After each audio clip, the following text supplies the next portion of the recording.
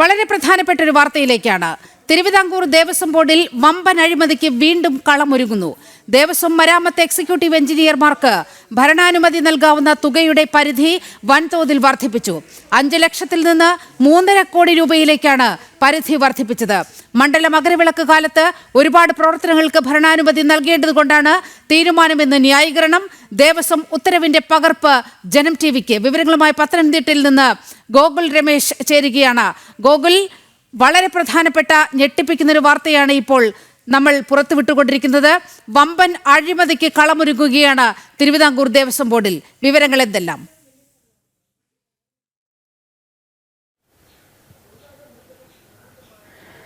നീലിമ സൂചിപ്പിച്ചതുപോലെ തന്നെയാണ് ഒരു വലിയ അഴിമതിക്ക് അതിന് തുടക്കമിട്ടുകൊണ്ടുള്ള നടപടിക്രമങ്ങളാണ് ആരംഭിച്ചിരിക്കുന്നത് എന്നുള്ളതിൻ്റെ വിവരങ്ങളാണ് നമുക്ക് ലഭ്യമായിരിക്കുന്നത്. പ്രധാനമായിട്ടും തിരുവിതാംകൂർ ദേവസ്വം ബോർഡ് പുറത്തിറക്കിയിട്ടുള്ള ഒരു ഉത്തരവ്, അതായത് ദേവസ്വം സെക്രട്ടറിയുടെ ഭാഗത്തു നിന്നും പുറത്തിറക്കിയിട്ടുള്ള ഒരു ഉത്തരവിലാണ് ഇത്തരത്തിൽ വളരെ ഗുരുതരമായിട്ടുള്ള ചില പരാമർശങ്ങൾ ഉൾപ്പെടുത്തിയിരിക്കുന്നത്. അതായത് നിലവിൽ ഇതുവരെ ദേവസ്വത്തിൻ്റെ കീഴിലുള്ള മരാമത്തിൻ്റെ എക്സിക്യൂട്ടീവ് എഞ്ചിനീയർമാർക്ക് ഓരോ പദ്ധതിക്കായിട്ടും ഓരോ പ്രവർത്തനത്തിനായിട്ടും 5 ലക്ഷം രൂപ വരെയായിരുന്നു അവർക്ക് ഭരണാനുമതി നൽകുന്ന അല്ലെങ്കിൽ ആ തുകയുടെ പരിധി എന്ന് പറയുന്നത്.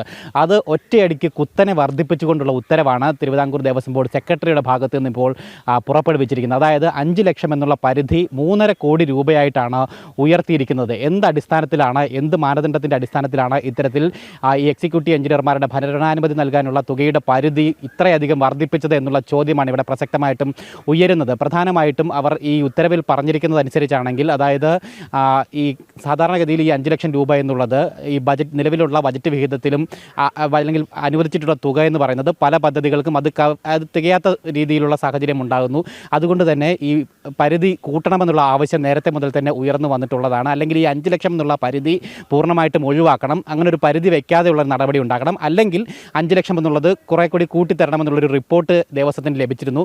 അതിൻ്റെ അടിസ്ഥാനത്തിൽ പരിശോധിച്ചതിൻ്റെ അടിസ്ഥാനത്തിലാണ് ഇപ്പോൾ താൽക്കാലികമായിട്ട് 5 ലക്ഷം എന്നുള്ളത് 3.5 കോടിയാക്കി ഉയർത്തിയത് എന്നുള്ളതാണ്. സാമാന്യ ബുദ്ധിയിൽ ചിന്തിച്ചു കഴിഞ്ഞാൽ ഈ 5 ലക്ഷം എന്നുള്ളത് ഉയർത്തുന്നതിനും ഒരു പരിധി ഉണ്ടെന്ന് തന്നെ നമ്മൾ പറയേണ്ടിയിരിക്കുന്നു. കാരണം 3.5 കോടി രൂപയിലേക്കൊക്കെ ഒറ്റയടിക്ക് ഉയർത്തുക എന്ന് പറയുന്നത് അതിന് പിന്നിൽ ഗൂഢമായിട്ടുള്ള എന്തെങ്കിലും തരത്തിലുള്ള നീക്കങ്ങൾ ഉണ്ടോ എന്ന് സംശയിക്കാൻ അല്ലെങ്കിൽ സംശയിച്ചു പോയാൽ അതിനെ തെറ്റു പറയാനായിട്ട് സാധിക്കുകയില്ലെന്ന് തന്നെ പറയേണ്ടിയിരിക്കുന്നു. അതുമാത്രമല്ല, മരാമത്തിന് കീഴിൽ ഈ എക്സിക്യൂട്ടീവ് എഞ്ചിനീയർമാരെന്ന് പറയുന്നത് കമ്മീഷണർ പദവിയിൽ ചുമതലയിൽ ഇരിക്കുന്ന ഉദ്യോഗസ്ഥരൊന്നും തന്നെയല്ല. അവർക്ക് മുകളിൽ ചീഫ് എഞ്ചിനീയർ അടക്കമുള്ള ഉദ്യോഗസ്ഥരുണ്ട്.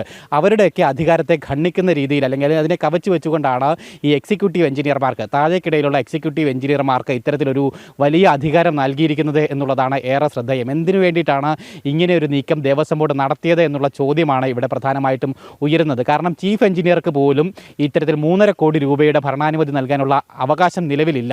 അതിനെ മറികടന്നുകൊണ്ടാണ് ഓരോ എക്സിക്യൂട്ടീവ് എഞ്ചിനീയർമാർക്കും, ദേവസ്വം ബോർഡിന് കീഴിൽ 5 or 6 എക്സിക്യൂട്ടീവ് എഞ്ചിനീയർമാരുണ്ട് തിരുവിതാംകൂർ ദേവസ്വം ബോർഡിന് കീഴിലായിട്ടുള്ളത്. ഇവർക്കാണ് ഇത്തരത്തിൽ ഒരു പദ്ധതിക്ക് അല്ലെങ്കിൽ ഒരു പ്രവർത്തനത്തിന് 3.5 കോടി രൂപ വരെ ചെലവഴിക്കാം എന്നുള്ള ഒരു വലിയ അനുവാദം നൽകിയിരിക്കുന്നത്, അല്ലെങ്കിൽ വലിയ രീതിയിൽ ഇത്തരത്തിലൊരു അനുമതി നൽകിയിരിക്കുന്നത് എന്നുള്ളതാണ്. ഇതിന് പ്രധാനമായിട്ടും അവർ ചൂണ്ടിക്കാട്ടിക്കുന്ന കാര്യം ഈ മണ്ഡല മകരവിളക്ക് സീസൺ ആസന്നമായിരിക്കുകയാണ്. അതുകൊണ്ട് തന്നെ കൂടുതൽ പ്രവർത്തനങ്ങൾ ഇപ്പോൾ വന്നിരിക്കുകയാണ്, ചെയ്തു തീർക്കേണ്ടതായിട്ടുള്ള സാഹചര്യം ഉണ്ടായിരിക്കുകയാണ്.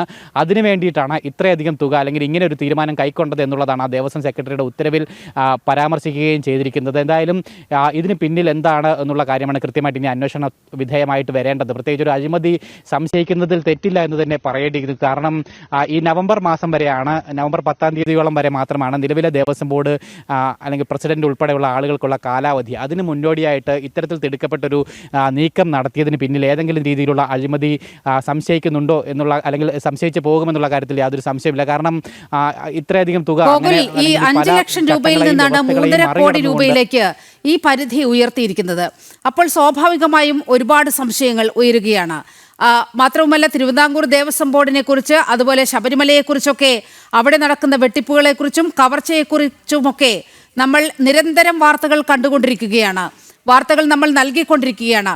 ഇതിനിടയിലാണ് വൻ അഴിമതിക്ക് കളമൊരുങ്ങുന്ന സുപ്രധാനമായ ഒരു തീരുമാനം വന്നുകൊണ്ടിരിക്കുന്നത്. ഇത് എന്തുകൊണ്ടാണ് ഇത്തരത്തിൽ ഭീമമായ രീതിയിലേക്ക് ഈ പരിധി ഉയർത്താൻ ഇടയാക്കിയ സാഹചര്യം?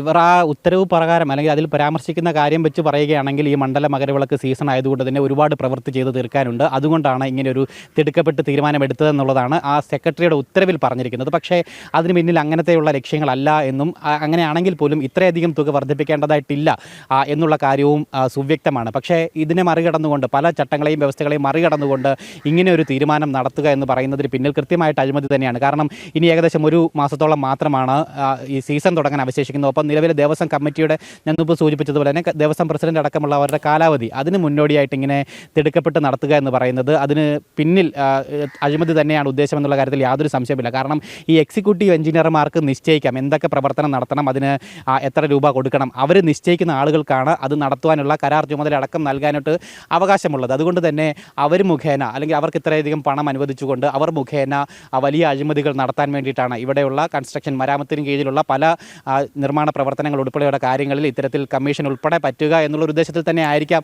ഇങ്ങനെയുള്ള നീക്കങ്ങൾ നടക്കുന്നത് എന്നുള്ളതാണ് നമ്മൾ ഈ ഘട്ടത്തിൽ ഏതായാലും വരും ദിവസങ്ങളിൽ ഇത്തരത്തിൽ ഒരു തീരുമാനം നടപ്പാക്കിയതിന്റെ കാര്യമൊക്കെ പുറത്തു വരും. ഗോകുൽ രമേശാണ് വാർത്തയുടെ വിശദാംശങ്ങൾ നൽകിയത്.